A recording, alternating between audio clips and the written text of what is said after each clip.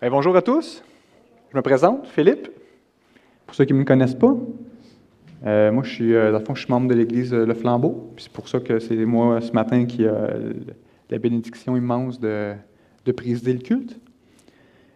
On va commencer par des petites annonces. En fait, c'est 2 annonces. Pour vous rassembler avec nous lors de l'enregistrement des 3 prochains dimanches, c'est-à-dire le 15, le 22 et le 29 août, n'oubliez pas de vous inscrire à partir du site web de l'Église ou en appelant la personne qui vous aide à le faire habituellement ou aller voir le secrétariat du Flambeau ou Jean et Ghislaine ou Daniel et René Alma pour l'Église ici, l'Église de l'Espoir. Puis il y a beaucoup de places disponibles là, pour le reste des dimanches du mois d'août aussi, donc gênez-vous pas. C'est toujours agréable d'avoir un petit peu de gens avec nous durant l'enregistrement. On vient de prier pour nous ici, mais là, je vais prier pour le culte, pour les gens à la maison. Coucou à la maison. Je n'ai pas amené de marionnette. Là. Donc, je vais y aller comme suit. Jésus, merci Seigneur pour tout ce que tu as fait à la croix pour nous. Merci Seigneur pour ton œuvre. Merci pour ton saint nom. Merci Jésus parce qu'on peut se rassembler ici en ton nom, on peut te louer, on peut t'adorer. Tu viens nous nourrir aussi spirituellement. Viens nous abreuver, Seigneur. Enlève les distractions à la maison, ici, qu'on puisse vraiment être attentif, Seigneur, à ta parole, attentif à te donner des louanges, Seigneur, parce que tu nous donnes tellement, jour après jour. Tu prends soin de nous, Seigneur, comme un petit bébé, comme c'est une maman qui prend soin de son nouveau-né. Merci, Seigneur, pour tous tes mystères, pour toute ta science, Seigneur. Parce qu'on peut juste s'émerveiller devant ta création, devant tout ce que tu es. Merci, Jésus. Amen. Puis maintenant, je vais vous laisser avec l'équipe de louange. Je t'invite, Ovid, pour prier pour l'offrande. Aussi, dans le fond, ça va être un moment d'offrande, donc je vous invite à donner à la maison, soit par les plateformes web mises en place, soit par d'autres moyens là, que vous connaissez déjà. Et puis, donc, je vous laisse avec notre frère Ovid pour la bénédiction pour les offrandes. Merci. Bien, si vous voulez, on va courber nos têtes pour s'attendre à l'offrande. Oui, Éternel, on est ici encore ce matin, tous réunis ensemble pour t'adorer, Seigneur, pour te louer, pour te dire merci. Merci pour ce que tu fais pour nous à chaque jour. Merci d'être présent dans nos vies. Merci de prendre soin de nous, Seigneur. Et ce matin aussi, avant de prier pour les offrandes, j'ai une pensée. J'ai une pensée pour la famille Gérard, Seigneur, qui présentement est au salon. Je te demande, mon Dieu, de mettre un baume sur leur cœur. Ils ont perdu un être cher et on est tous tristes lorsqu'on perd quelqu'un qu'on aime. C'est sûr, Seigneur, qu'on va le revoir, on va revoir ces personnes qu'on aime un jour. On va tout être présents ensemble. Mais maintenant, sur la terre, il y a encore de la tristesse pour ceux qu'on perd, Seigneur. Je te demande, mon Dieu, de mettre un baume dans leur cœur, un baume sur ces choses. Et aussi, Seigneur, on te remercie pour le grand salut que tu nous as accordé par Jésus. Quel privilège que nous avons de t'appartenir, Seigneur. Et aussi, Seigneur, il faut humblement reconnaître qu'on n'est rien sans toi. Et tout ce que nous avons, Seigneur Dieu, c'est toi qui nous le donnes, Seigneur. Que possédons-nous, Seigneur Dieu, si ce n'est toi qui nous l'as donné? Et on te dit merci pour cela. Et aussi, Seigneur Dieu, on veut partager. On veut partager ce que nous avons, Seigneur Dieu, monétairement, Seigneur Dieu. On retient une partie de ce que tu nous donnes pour l'avancement de ton Église, Seigneur Dieu. Les besoins sont grands aussi, Seigneur, pour ton Église. Les besoins sont grands aussi pour l'humanité, pour ceux qui crèvent de faim, Seigneur. Éternel, donne-nous, Seigneur Dieu, toujours un cœur généreux pour ton œuvre, afin que le monde voit, Seigneur Dieu, comment est-ce que tu es là présent au milieu de nous. On te demande de bénir les offrandes de ce matin. Par le nom de Jésus. Amen, Seigneur.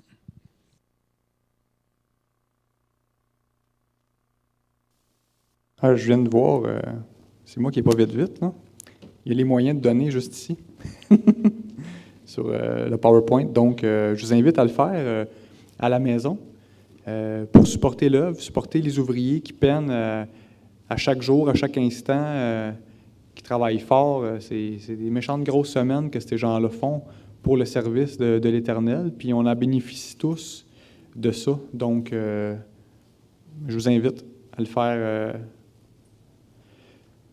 J'inviterai maintenant celui qui va apporter la parole,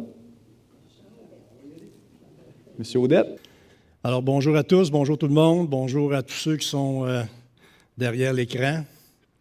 C'est vraiment un privilège d'avoir entendu tantôt Jacinthe nous partager son témoignage, parce que le sujet d'aujourd'hui, ça va couvrir un peu ce qu'elle nous a parlé.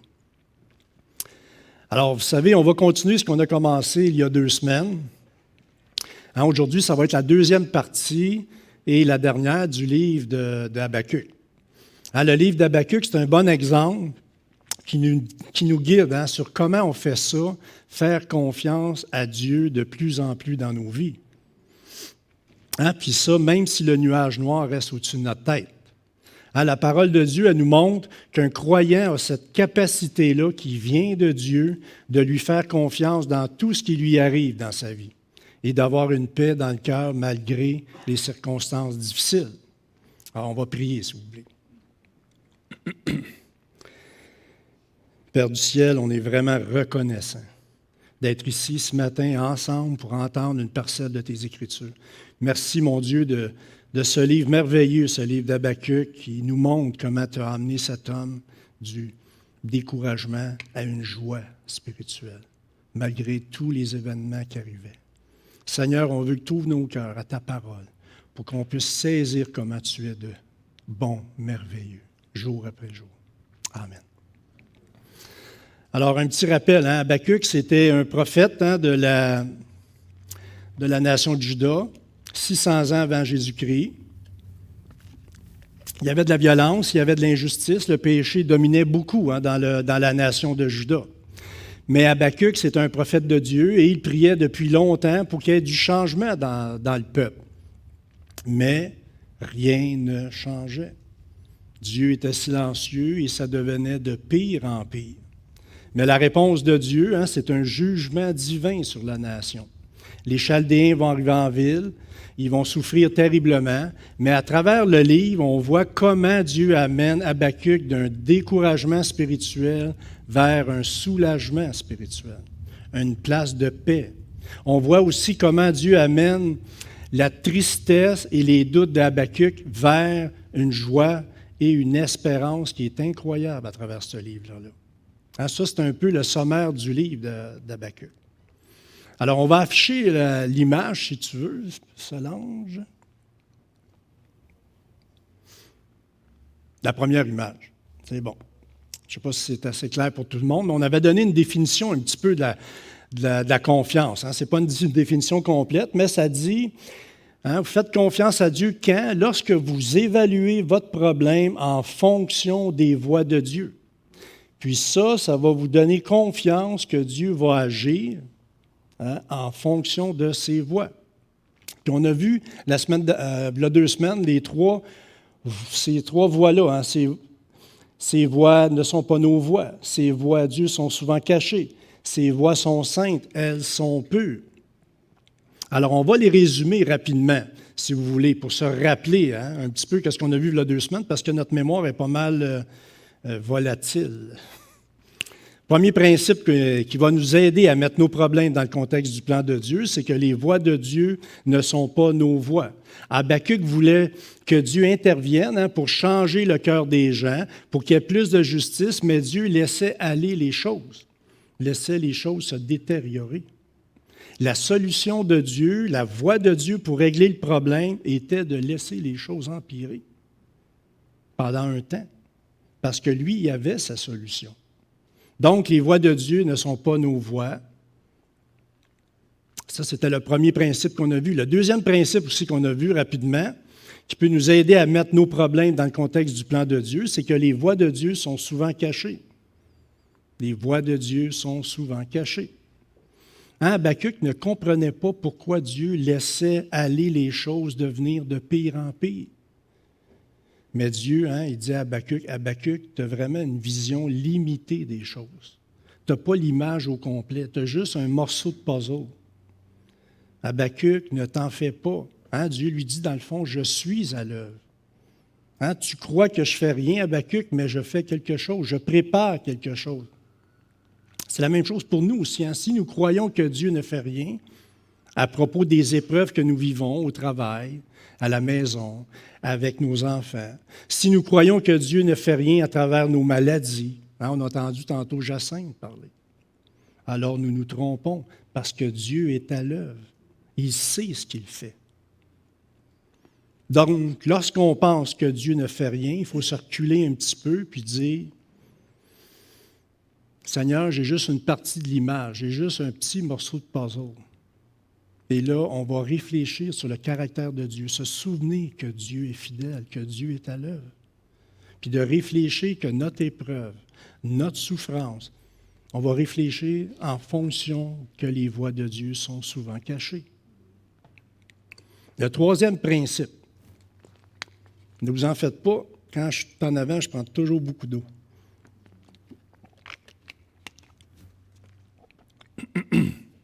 Le troisième principe, c'est qu'il faut réfléchir, il faut penser que les voies de Dieu sont saintes, elles sont pures.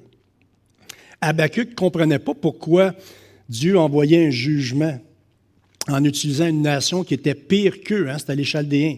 Et Habakkuk se plaignait. Mais en même temps, Habakkuk était conscient que Dieu est saint. Il disait, tu es saint, tes voies sont saintes. Donc, il comprenait au bout du compte que ça va être bon pour le peuple, parce que ses voies sont saintes. Mais il se plaignait tout le temps. Son cœur n'était pas encore rendu dans un endroit de paix spirituelle. Il était en transition vers.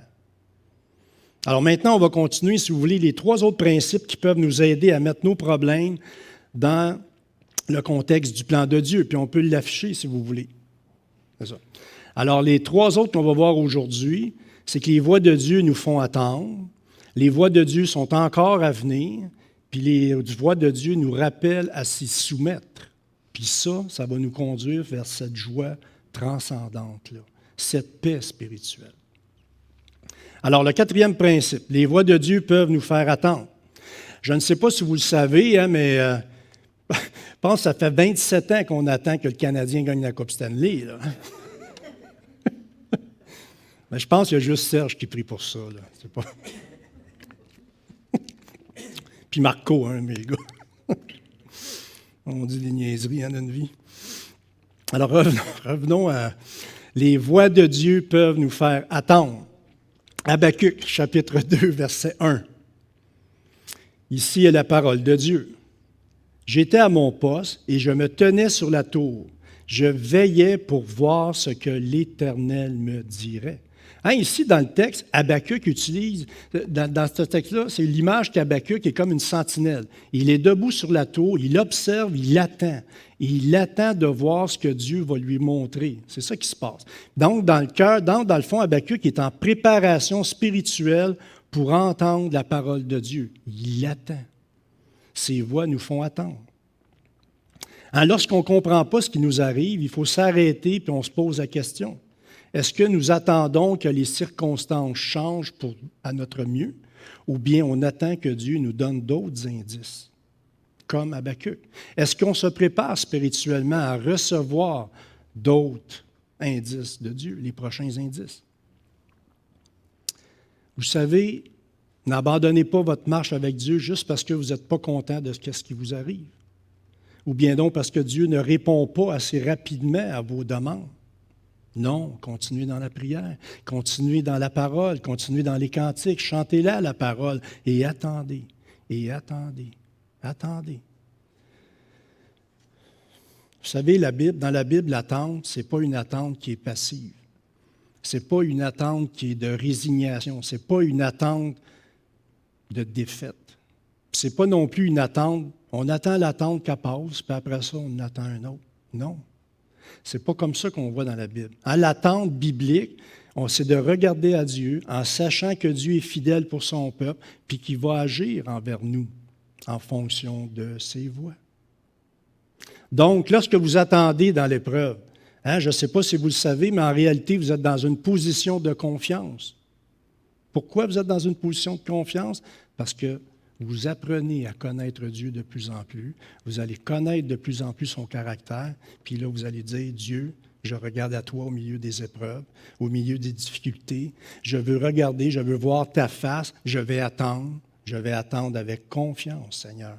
Je vais attendre patiemment ce que tu vas me montrer.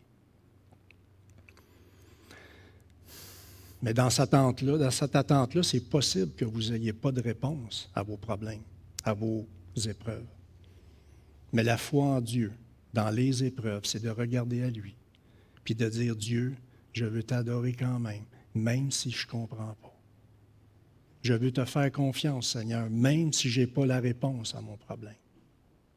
Dieu, tu es au-dessus de mes problèmes. Dieu, tu es au-dessus des circonstances qui m'entourent. Seigneur, je veux endurer patiemment avec l'espérance que tu vas me délivrer un jour.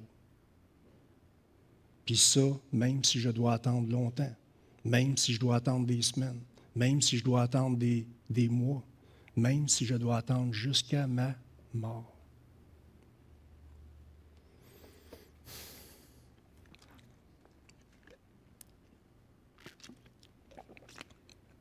Peut-être que vous n'avez pas encore trouvé de maison. Peut-être que vous n'avez pas encore de solution à votre maladie. Peut-être que vous avez des problèmes d'assurance avec le bâtiment. On pouvait en parler avec Normand. Comment il a rencontré Dieu à travers ça. Peut-être que ça ne finit plus d'attendre la rentrée au flambeau. Peut-être que vous avez des problèmes avec un de vos enfants. Vous ne comprenez pas, vous questionnez Dieu. Alors attendez. Attendez patiemment que Dieu vous donne d'autres indices. Puis cela, à travers ça, vous allez rencontrer Dieu. Prenez le temps de réfléchir puis de regarder au caractère de Dieu, de la nature de Dieu, comment il est bon, comment il est fidèle, comment il est juste. Pensez aux voies de Dieu. On les a vues. Ses voies ne sont pas nos voies, ses voies sont cachées, ses voies sont saintes et ses voies nous font attendre. Maintenant, le prochain principe qui nous aide à mettre nos problèmes dans le contexte du plan de Dieu, c'est que les voies de Dieu sont encore futures. Les voies de Dieu sont encore à venir. Comme vous le savez, j'espère qu'on le sait, le travail de Dieu dans nos vies, il est toujours en progression. Il n'est pas encore fini. On n'est pas encore rendu. Ceux qui sont rendus, ils ne sont pas ici. Ils ne sont pas ici, ils sont morts. Puis étant donné que nous ne savons pas ce qui va se passer dans le futur, alors on ne peut pas vraiment tirer des conclusions à propos de ce que Dieu est en train de faire présentement et qu'on n'aime pas. On va lire maintenant dans Habakkuk, chapitre 2, versets 2 et 3. L'Éternel m'adressa la parole et il dit, « Écris la prophétie, grave-la sur des tables, afin qu'on la lise couramment. » C'est une prophétie dont le temps est déjà fixé. Elle marche vers son terme. Elle ne mentira pas. Si elle tarde, attends-la. Elle s'accomplira. Elle s'accomplira certainement. Ici, Dieu dit à Habakkuk, je vais te dire de quelque chose de vraiment important, Habakkuk. Tu dois l'écrire sur ta tablette. Écris-le sur ton iPad pour que les peuples s'en souviennent. Habakkuk, mes voix sont encore à venir. L'histoire Habakkuk n'est pas encore finie, c'est ça qu'il lui dit. Là. Donc, Dieu va lui montrer une autre partie de l'image qui va arriver dans le futur. Puis ensuite, Dieu dit au verset 4, « Voici, son âme s'est enflée, elle n'est pas droite. Elle n'est pas droite en lui. » On ne lira pas le reste jusqu'au verset 19, mais je vous encourage à le lire à la maison, parce que jusqu'au verset 19, vous voyez les 5 malheurs qui vont arriver aux Babyloniens, puis en même temps, ça vous montre pourquoi Israël est jugé aussi, puis les autres nations. Puis à cause de leur injustice, à cause de l'oppression que les gens faisaient envers les plus démunis, puis c'est toujours comme ça, c'est toujours les plus démunis qui payent au bout du compte, à cause des dirigeants corrompus, à cause de l'idolâtrie, on voit encore ça aujourd'hui. Ça n'a pas changé. Et On les ressemble, dans le fond, à des nations de Babylone, des fois. Mais la justice de Dieu va se faire. Maintenant, mettons-nous dans les souliers d'Habakkuk. Dieu lui annonce qu'il va avoir un jugement. Il lui dit que les Chaldéens vont venir, ils vont prendre Juda, ils vont l'emmener en exil. Les Chaldéens vont prospérer pour un temps, ils vont devenir de plus en plus forts, de plus en plus riches. Mais Dieu lui dit aussi, voici ce qui va arriver dans le futur aux Babyloniens. Je vais élever un autre peuple et ils vont les conquérir. Habakkuk, l'histoire n'est pas finie. Ma justice va se faire. C'est ça que Dieu dit. Ça montre que Dieu est en contrôle, dans le fond. Ça montre que l'histoire est dans la main de notre Dieu. Ça montre en même temps que l'homme ne peut pas, ultimement, empêcher Dieu d'agir. Je vais ouvrir une petite parenthèse, si vous voulez.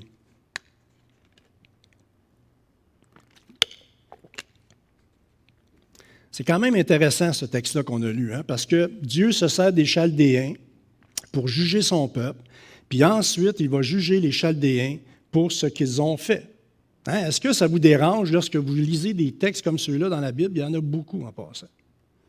Est-ce que vous êtes dérangé que Dieu juge son peuple avec un bâton et ensuite il punit le bâton? Puis Dieu qui est souverain, puis Dieu qui est bon, les utilise pour accomplir son plan, et son plan est bon. Donc, l'intention de Dieu est bonne, et l'intention des Chaldéens, des Babyloniens, est de faire le mal. Réfléchissez à ça. Pour la même histoire, Dieu fait le bien, puis les Babyloniens font le mal. Puis dans tout ça, Dieu n'est jamais complice du mal. J'aime bien ce que M. Carson écrit à propos de la responsabilité de l'homme et la souveraineté de Dieu. Regardez ce qui est écrit. Je pense qu'on va l'afficher. On peut l'afficher.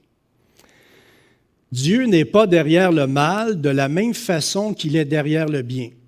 Dieu est derrière le mal d'une manière qui fait que même le mal ne peut pas se produire hors des limites de la souveraineté de Dieu et sans lui être moralement imputable.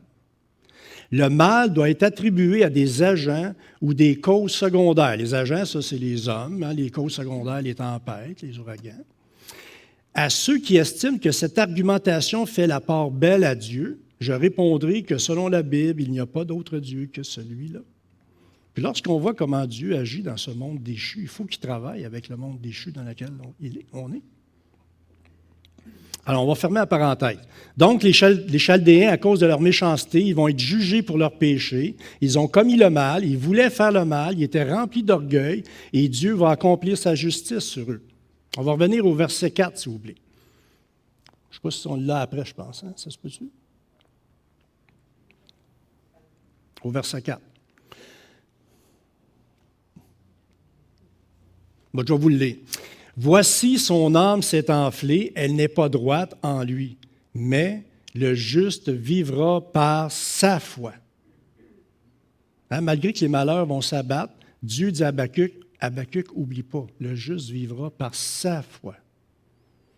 Ce passage très simple, qui est écrit « le juste vivra par sa foi », a été interprété par toutes sortes de façons.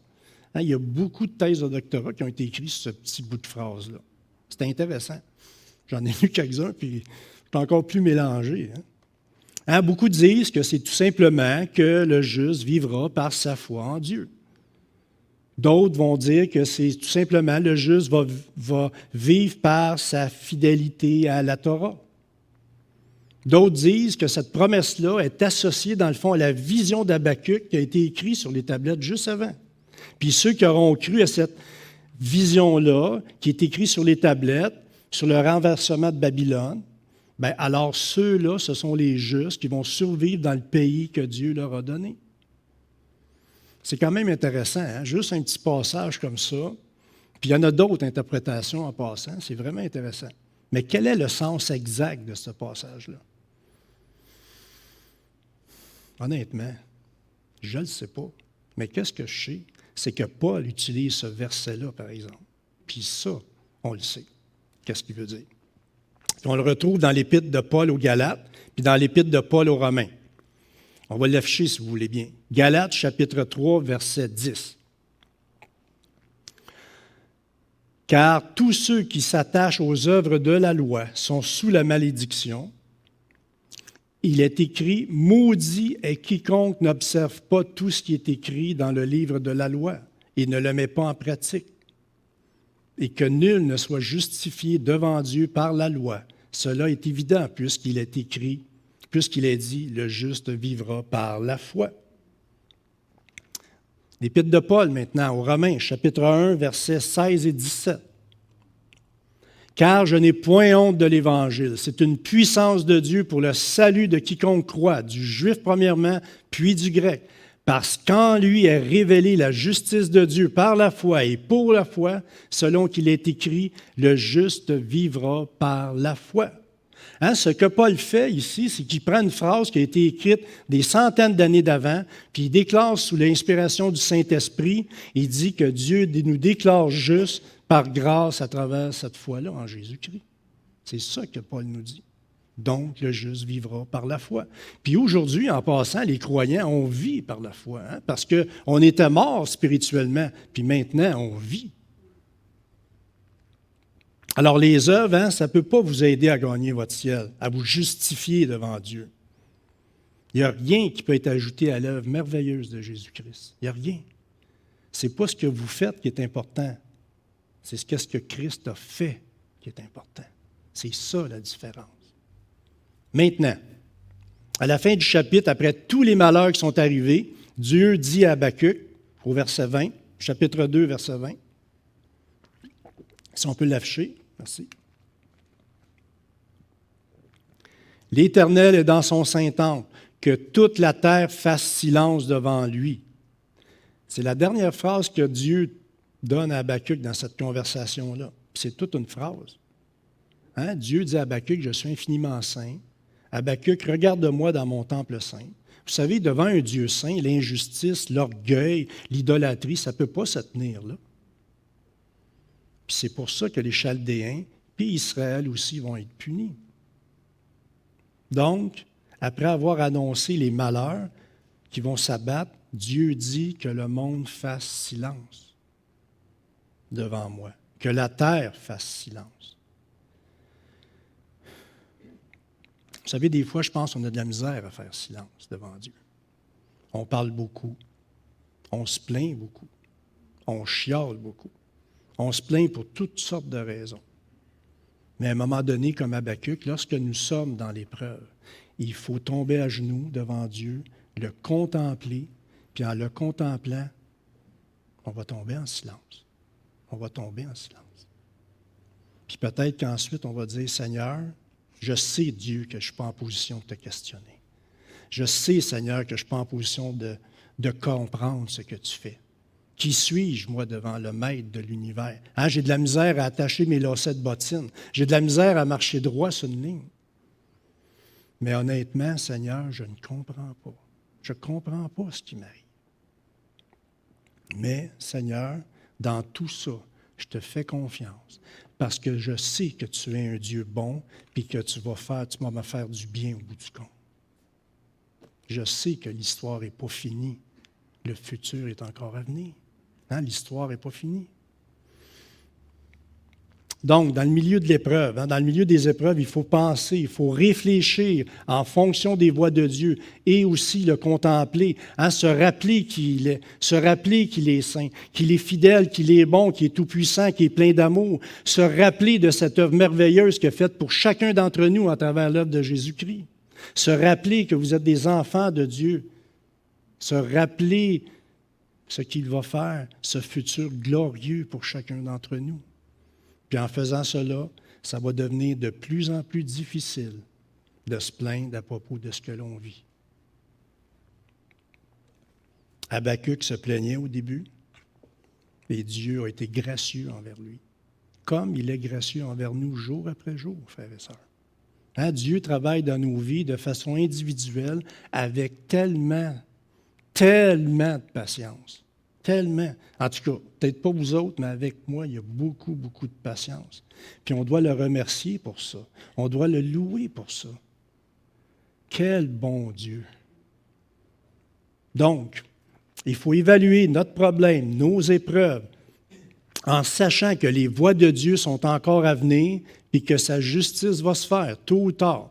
Maintenant, le 6e point, si vous voulez, qui nous aide à mettre nos problèmes dans le contexte du plan de Dieu, c'est que les voies de Dieu nous appellent à une soumission complète. Qu'est-ce que ça veut dire, une soumission complète? Ça veut dire tout simplement d'accepter ce qui arrive, puis dire à Dieu, je te fais confiance, quoi qu'il arrive, ta volonté, non la mienne. Ça ressemble un peu à une des paroles de Jésus a dit, ça, en allant vers la croix. On va aller au chapitre 3 maintenant, dans Habakkuk. Habakkuk, là, il va nous montrer une soumission aux voies de Dieu. Cette prière-là, c'est une des plus belles dans la parole de Dieu. Même si on ne la regarde pas souvent, c'est une des plus belles prières. Puis il faut se rappeler, avant cette prière-là, comment Habakkuk priait. On ne l'a pas et je ne l'ai pas, mais je vais vous rappeler. Au début du livre d'Habakkuk, il criait « Jusqu'à quand, ô Éternel, j'ai crié et tu n'écoutes pas. J'ai crié vers toi à la violence et tu ne secours pas. » On crie-tu de même des fois, nous autres aussi? En tout cas, je pense que oui. Au début, Habakkuk, il était pas mal agité dans ce verset-là. Il y avait de la tristesse et il se plaignait. Et il se plaignait. Dieu ne t'écoute pas. Dieu ne te secourt pas. Puis un peu plus tard, il dit, Dieu, tu utilises un peuple qui est pire que nous autres. Il priait comme ça au début, là. Puis Habakkuk, dans son découragement, blâmait Dieu. Donc, lorsqu'on garde en mémoire comment Habakkuk se sentait au début du livre, regardez maintenant sa prière au verset 1 et 2. Cette prière-là là, est remplie d'émotions. Éternel, j'ai entendu ce que tu as annoncé. Je suis saisi de crainte. Accomplis ton œuvre dans le cours des années, ô Éternel. Dans le cours des années, manifeste-la. Mais dans ta colère, souviens-toi de tes compassions. Amen. Avez-vous remarqué que dans sa prière, maintenant, Habakkuk ne prie plus maintenant pour un changement? Il accepte les voies de Dieu. Dans sa prière, maintenant, Habakkuk dit, « Dieu, j'ai entendu ce que tu vas faire, puis là, j'ai peur. J'ai peur. J'ai peur, Dieu, de tout ce qui va arriver. » Mais dans sa peur, il se soumet à ce que Dieu va faire. Puis au verset 2, il dit, « Accomplis ton œuvre. Fais ce que tu as à faire. » Ici, il montre une acceptation du plan de Dieu. En plus, avez-vous remarqué, il ne se plaint plus. Voyez-vous ce que Dieu l'a amené, cet homme-là? Il l'a amené à se soumettre à ses voies. C'est une prière qui est incroyable. C'est un cheminement, ça, dans notre vie. Habakkuk est maintenant capable de dire, Dieu, fais ce que tu as à faire en fonction de ton caractère. Fais ce que tu as à faire en fonction de ta sainteté, ta fidélité, ta bonté. Mais Seigneur, en faisant ton œuvre, en faisant ton jugement, rappelle-toi de ta grâce.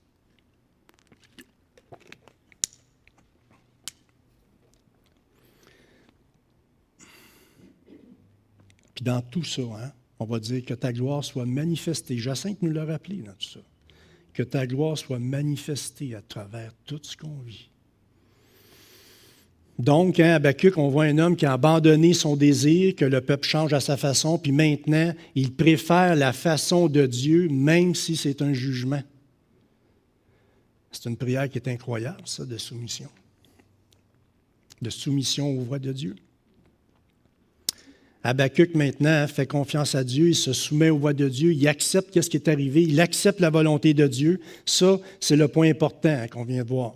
Puis vous savez, ce que Habakkuk a fait, c'est pas facile à faire. C'est tout un défi pour un croyant de se soumettre et d'accepter les épreuves. C'est tout un défi, ça. D'accepter les moments difficiles, comme la souffrance. La souffrance qui nous conduit vers la mort. C'est difficile d'accepter ça. Puis de voir la gloire de Dieu dans toute cette souffrance-là.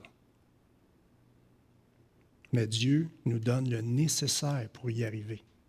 Puis pour arriver à cette étape-là, frères et sœurs, nous devons franchir une grande montagne. Une grande montagne. Puis cette montagne-là, c'est comme le mont Everest. Il y a du chemin pour se rendre en haut. Mais c'est bien correct, parce que c'est Dieu qui va nous amener là. C'est Dieu qui va nous amener là. Puis ça va nous donner comme résultat notre dernier point, le 7e point. Les voies de Dieu nous apportent une joie transcendante. Les voies de Dieu nous apportent une joie transcendante. Ça, c'est le dernier point, puis c'est le point crucial de ce matin. C'est une joie transcendante, ça, c'est une joie qui s'élève au-dessus de tout ce qu'on vit. Vous savez, tous les autres points qu'on a vus, qu'on a parlé, ils ont préparé le chemin pour ce point-là. Dans les 2 prédications, on a parlé qu'il faut examiner, qu'il faut réfléchir sur nos épreuves en fonction des voies de Dieu, puis en faisant cela, ça va produire une joie qui s'élève au-dessus de nos épreuves, de ce que l'on vit. Et ça, même si l'épreuve est toujours là. Allons au verset 16 maintenant. On va lire du verset 16 à 19, dans le chapitre 3 d'Habakkuk.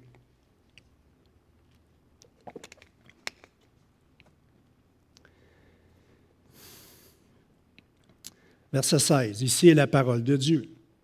J'ai entendu et mes entrailles sont émues. À cette voix, mes lèvres frémissent.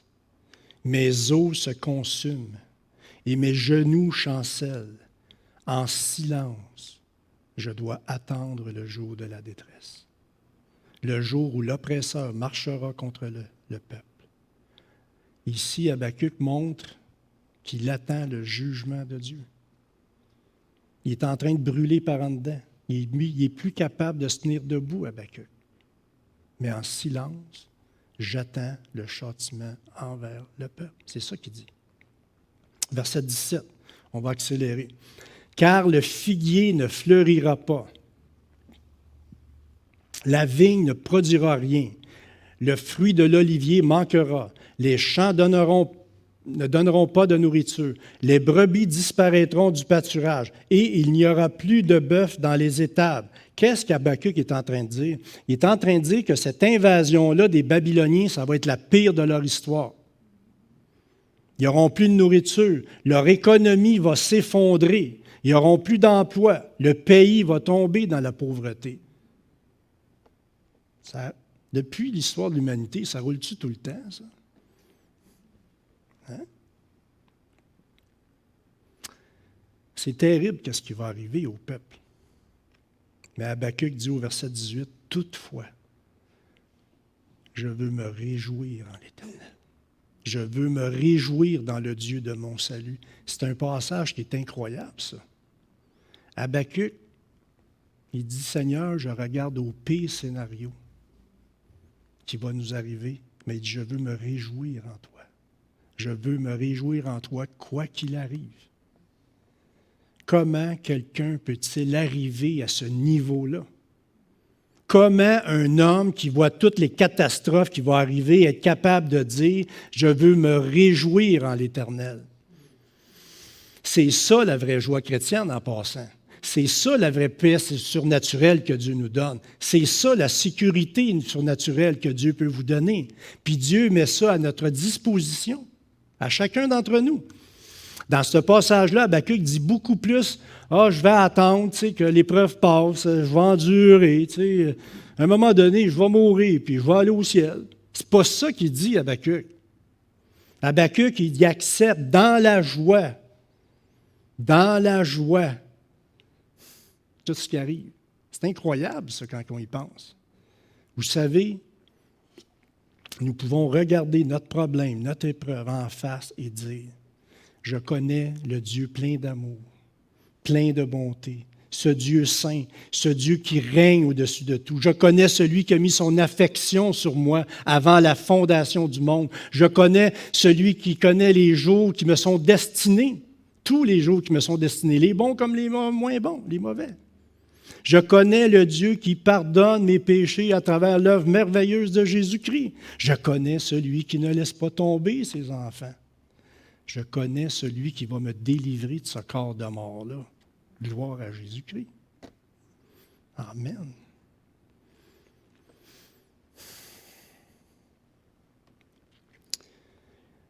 Pouvons-nous dire, Seigneur, mon corps est en train de mourir, avec toute cette chimio-là qui se passe. Que ça soit vers la guérison, que ça soit vers la mort. est-ce qu'on est capable de se réjouir dans le Seigneur et de dire, Seigneur, fais ton œuvre, que ta gloire resplendisse à travers tout ce que tu me donnes à vivre sur cette terre. Je veux me réjouir en toi. Je veux me réjouir du salut que tu m'as donné en Jésus-Christ.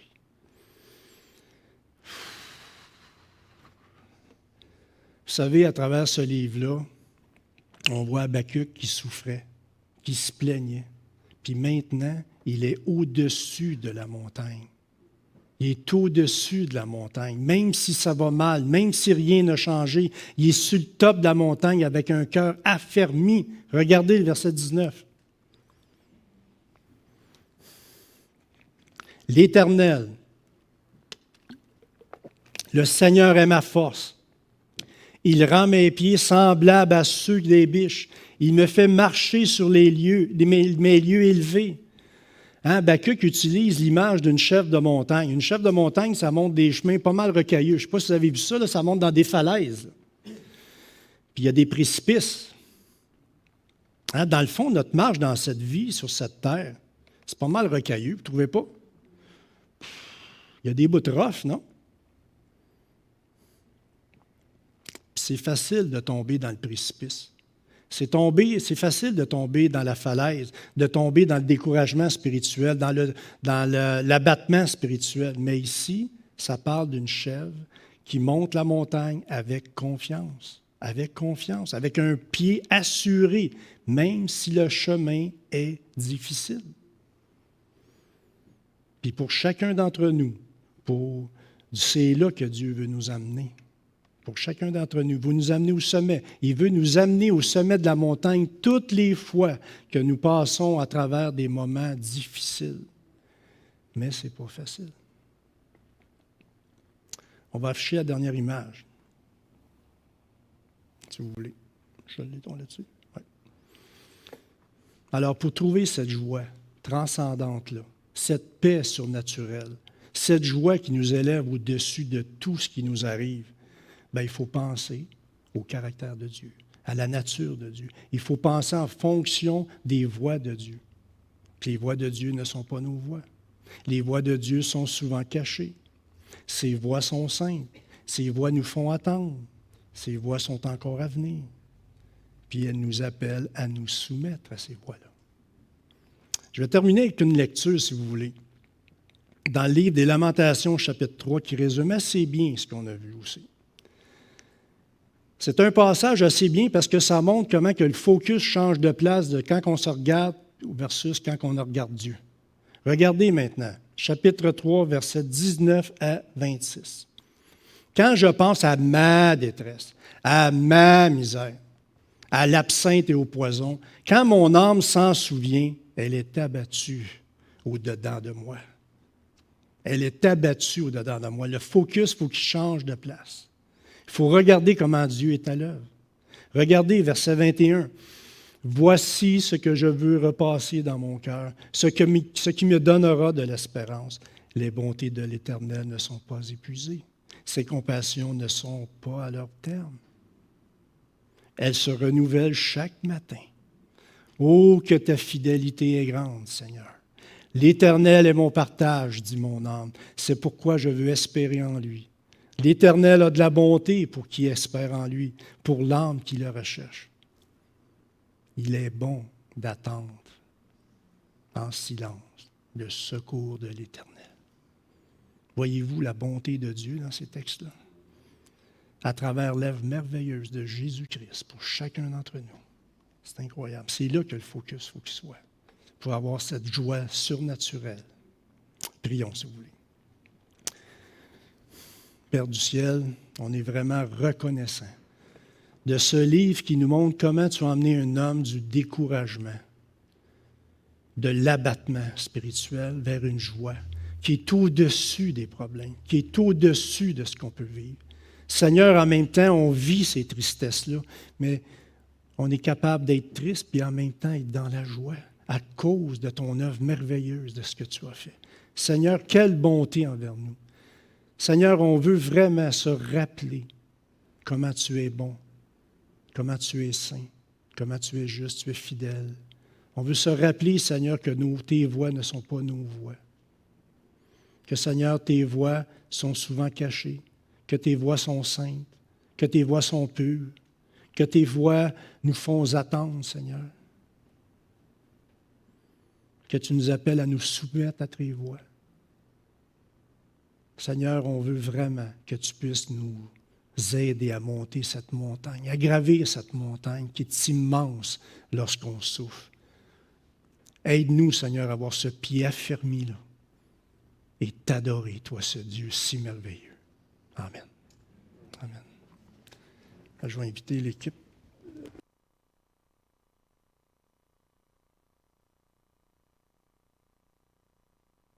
Merci pour la prédication. En tout cas, c'est rare que je commente une prédication en tant que président, mais j'ai extrêmement apprécié. Puis j'encourage à le relire à la maison parce que je pense qu'il y a beaucoup plus de profondeur que ce qui a été amené, dans le sens où on aurait pu passer tous 2 jours à être assis là, puis il y avait encore du stock à sortir de ces passages-là. Une image qui me venait en tête, c'est un peu un parallèle par rapport à la création. Dieu a pris de la poussière, puis il a fait l'homme. Il est parti de rien. C'était juste du petit carbone qui traînait, là, un élément de base en chimie, puis il a fait l'être humain, avec toute la complexité émotionnelle, complexité spirituelle, complexité physique, même juste notre organisme. On voit un peu le décalage. Puis maintenant, est-ce que le sable, est-ce que la poussière, elle demande au vent où elle l'emmène? Non. La poussière, c'est juste de la poussière. Mais dans notre vie, on est encore quand même de la poussière. Dieu nous a donné la vie, c'est son souffle de vie, mais on reste quand même du carbone. Puis, est-ce qu'on doit demander des explications à Dieu? Non, on doit juste faire confiance. Puis, un autre passage qui me vient en tête, c'est que dans Marc, si je me rappelle bien, quand il y a un papa qui a un enfant malade, puis le père est paniqué, puis Jésus il le regarde, puis il dit « Crois seulement ». Puis le père dit « Je crois, viens au secours de mon incrédulité ». Mais dans le fond, il croit, il n'a pas la foi pour croire. Il veut croire. Bien, est-ce qu'on veut faire confiance à Dieu? Est-ce qu'on veut suivre ce qu'il veut nous mener? Puis le pourquoi est-ce que ça me popé, ce passage-là, c'est parce que c'est écrit « Je veux me réjouir, je crois, à mon Dieu de mon salut ». Mais Habakkuk, il veut se réjouir, même s'il est troublé et s'il a peur. Donc, il a pris la décision de faire confiance à Dieu. Fait que c'est toute une question de soumission, tout ça. Fait que, en tout cas, je vous invite à le relire et à méditer là-dessus. Je pense que c'est un passage crucial. Donc, bon après-midi à tous, bonne semaine, que Dieu nous bénisse, puis on se revoit la semaine prochaine.